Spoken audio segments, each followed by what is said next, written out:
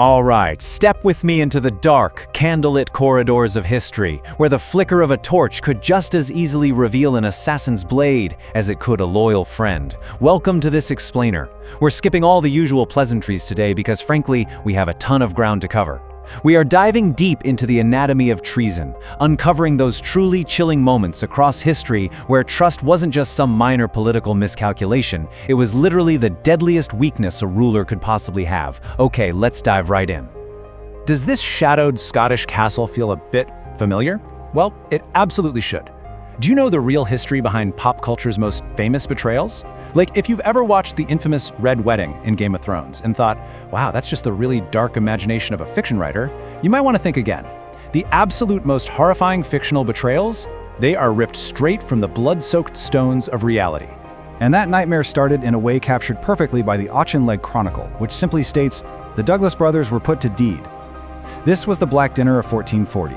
I want you to imagine this. You're a 15-year-old boy, William Douglas, the newly minted head of the massive, powerful Black Douglas clan. You and your little brother get invited to dine at Edinburgh Castle by the Chancellor of Scotland. You're breaking bread, totally thinking you're safe under the sacred ancient rules of hospitality. And then suddenly, a black bull's head, a universal symbol of death, gets slammed right onto the banqueting table. In this just horrifying breach of trust, the boys are dragged outside and beheaded right there on Castle Hill. There's no magic here, guys, no dragons, just raw, hyper-calculated murder to seize power. Part 1. The Mechanics of Mutiny. The Byzantine Blueprint.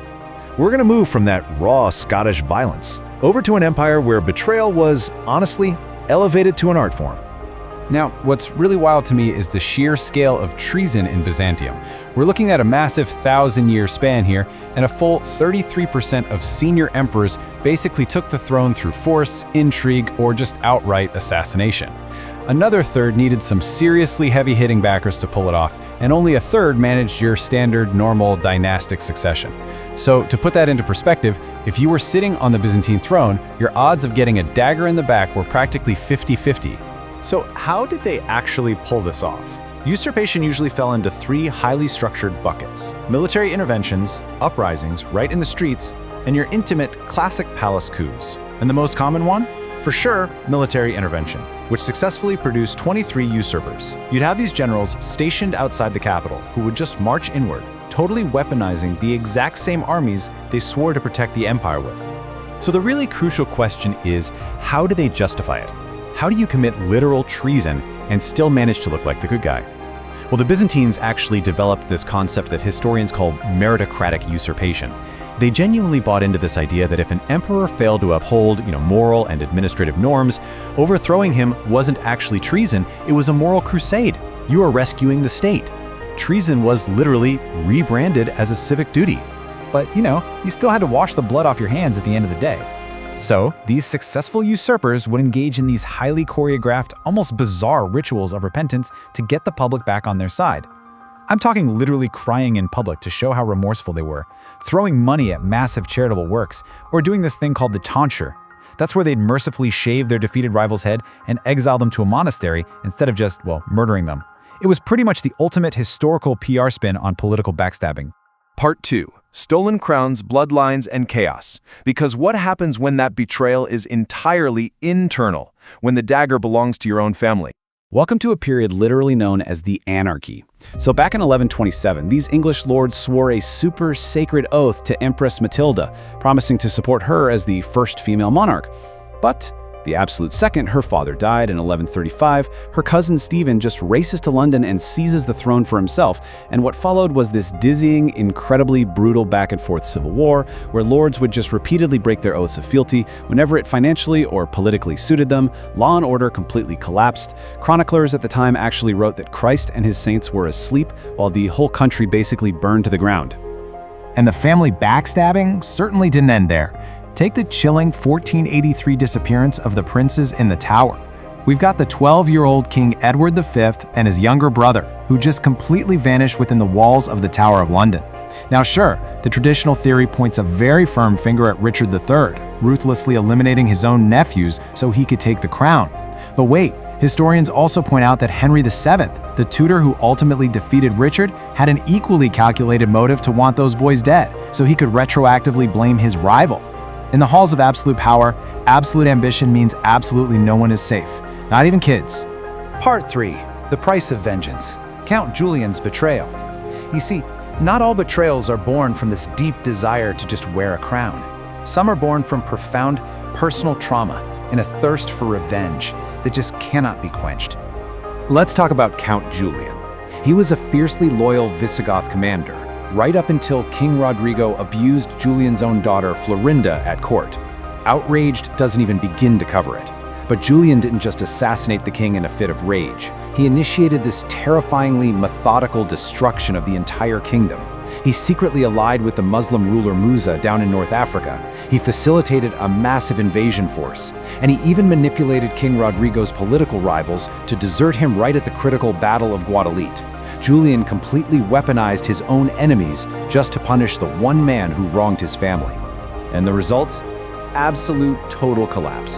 The Visigoth army was just shattered. King Rodrigo's body was actually never even found. Years and years later, this tomb was discovered with a pretty haunting epitaph. Here lies Rodrigo, the last king of the Goths.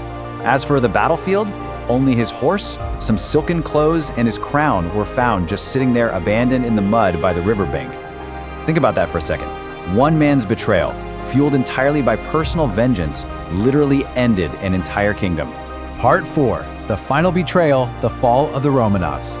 We are stepping out of the ancient world now and right into the 20th century to witness the emotional collapse and really the tragic climax of one of history's greatest dynasties.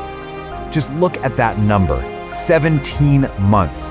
That is the terrifyingly short window of time it took for Tsar Nicholas II, a man who is the absolute ruler of 140 million people, to be reduced to a mocked, totally powerless prisoner. When he first abdicated in a railway car, he honestly thought he would just quietly retire to his family estate. He so vastly misunderstood the political earthquake that he had just unleashed on his own country.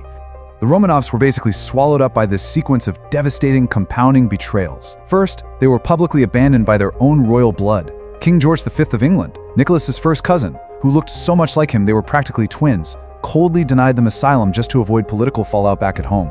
Then they got deceived by the provisional government, and finally, they end up locked away in the claustrophobic Apatiev house, getting taunted and bullied every single day by the exact same soldiers who used to swear their lives to protect them.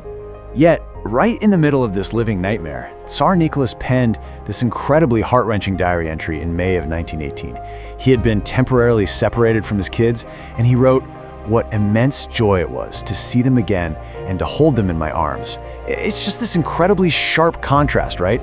Their deep, genuine family devotion pitted against this brutal, inescapable reality that was just closing in around them like a vice. And that reality finally hit on July 17th, 1918. Woken up in the dead of the night, the whole family was led down into this small basement, totally under the guise of being moved for their own safety. Instead, a sudden death sentence was read out loud. The visceral, truly shocking execution that followed literally erased a 300-year dynasty in a matter of minutes. And you want to know the most tragic detail of all? The royal daughters had actually sewed the family jewels into their dresses for safekeeping. Down in the dark of that cellar, those diamonds essentially acted as a temporary bulletproof vest, which tragically only prolonged their suffering in the gunfire. So, looking back, from those bloody medieval halls in Scotland to the sun-baked battlefields of Spain, all the way to a frozen basement in Russia, history teaches us a really chilling lesson. When ambition is totally unchecked and power is absolute, is loyalty ever really more than just a temporary illusion? It kind of challenges us to look at our own world today, doesn't it? To wonder just how fragile trust truly is when the stakes are pushed high enough. Thank you so much for joining me for this explainer today. I really hope this deep dive leaves you questioning the shadows in the corridors of power, and maybe just a little eager to uncover more of the hidden histories that shaped our world.